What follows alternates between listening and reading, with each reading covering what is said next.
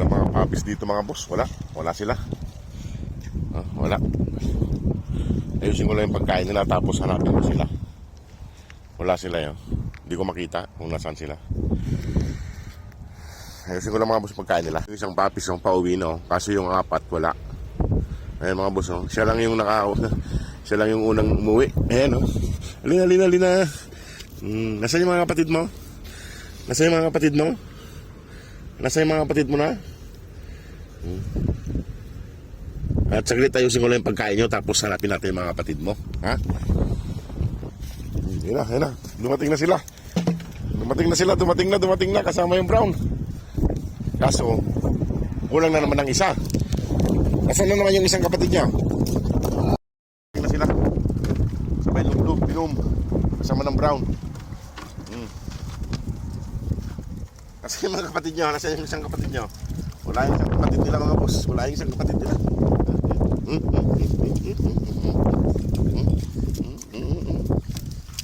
Saan kaya yung isa? Naiwan na naman yung isa mga boss. At ayusin ko lang yung pagkain nyo. Tapos hanapin po natin yung isa ha. Hanapin natin yung isa. Dumating na sila mga boss kasama ng brown.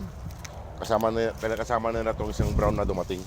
Kaso hanapin pa natin si Mama Dug at saka yung isa kay wala rito. Tapos doon.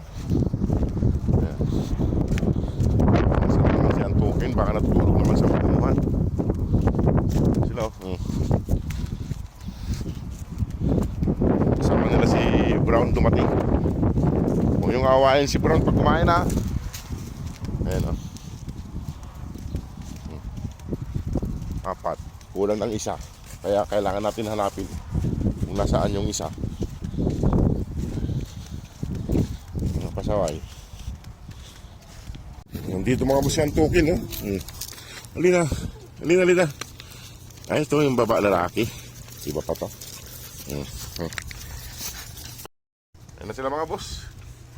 Makukulit na. Balaga. Ayan mga boss. Kasama nila yung brown ngayon. Tara na, kakain na kayo. Halina, kakain na kayo. Halina. Huwag nyo lang ngat-ngatin yung kwan ko. Halina. Ito. Mga kukulit. Yung isa nangangagat sa may chinilas ko. Yung isa tumatalod-talod sa tainga ko. Tara na, kakain na. Pakainin ko na sila mga boss. Bigyan na natin ng makakain.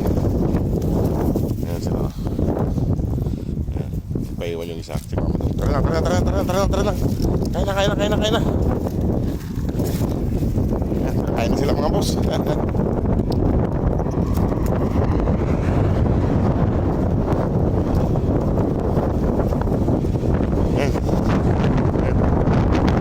Paiwan yung malalaki. Malilikuan. Kaya mga boss, kung sino kung gusto pong tumulong sa kanila para mapawin ng Pilipinas, welcome po kayo sa ating kain. Doon nagpapaiwan, doon ang pwesto niya, nagpapaiwan doon Halina. Tignan nyo. Naglublog tapos magpapaiwan doon. Diyan yung laki pwesto niya kaya niya sumunod